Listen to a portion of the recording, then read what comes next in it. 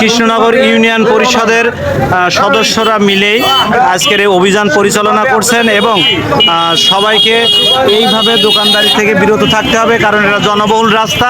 সেই রাস্তা থেকে যাতে এই যান চলাচলের কোনো বিঘ্ন না ঘটে, সেজন্য সবাইকে বারান্দায় যার যার বারান্দায় দোকান দিতে হবে। কোনো অবস্থায় রাস্তার নিচে নামতে পারবে না।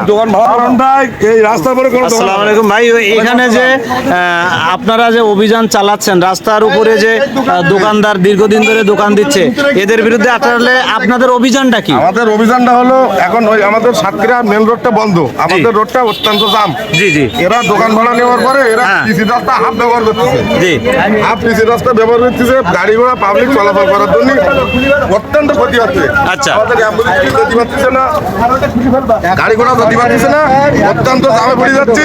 তাতে একটা অ্যাম্বুলেন্স একটা রুগী মানা যাচ্ছে, রাস্তাটা এত পরিমাণ দাম হচ্ছে। একটা বাজারে অবস্থান করছি, যেখানে রাস্তার দুই সাইড দিয়ে যে অবৈধ দোকান চলছে রাস্তার উপরে, যাতে যান চলাচলের ব্যাপকভাবে বিঘ্ন ঘটছে।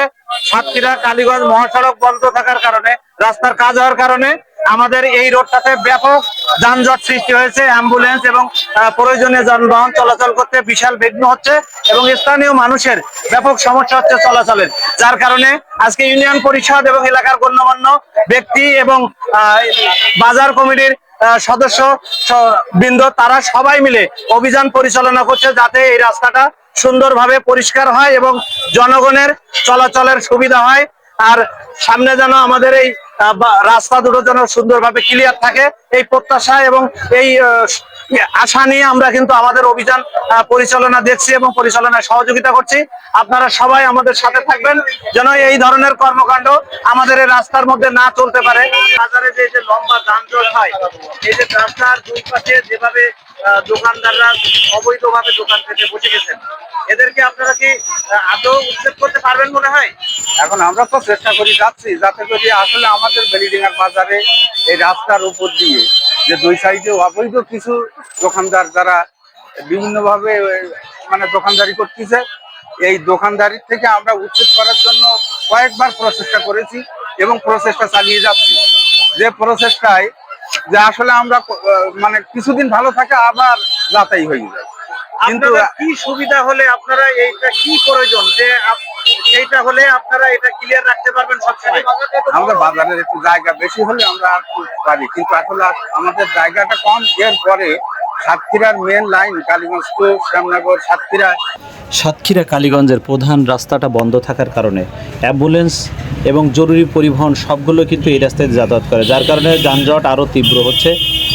যথাযথ কর্তৃপক্ষ দৃষ্টি আকর্ষণ করছি যাতে যানজট নিরসন করে যাতে মানুষ সঠিকভাবে চলাচল করতে পারে সেই ব্যবস্থা করে।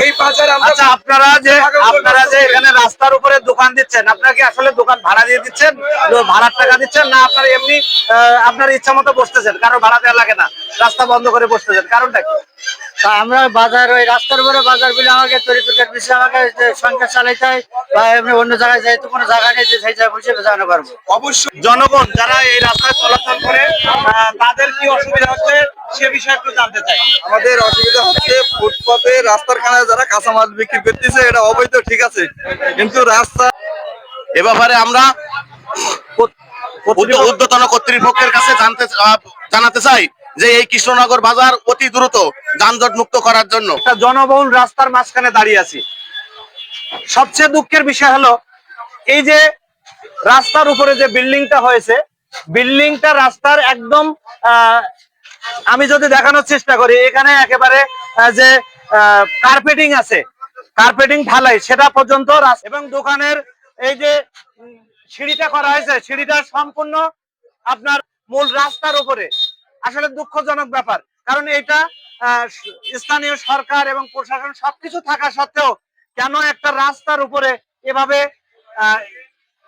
আপনার সিঁড়ি করা হবে, এটা আসলে খুবই দুঃখজনক ব্যাপার। কারণ আমরা চাই রাস্তা সরকারি জায়গার মতো থাক, যেন মানুষ ব্যবহার না করতে পারে, সাধারণ জনগণ যারা তারা ব্যবহার করবে, একটা গাড়ি ঘোড়া আসলে যেন সহজে চলাচল করতে পারে, নাহলে আসবে না, বিশাল জাম হয়ে যায়।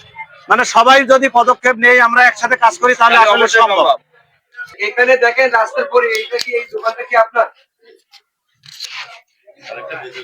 রাস্তার পরে কি এটা কি দাঁড়িয়েছে?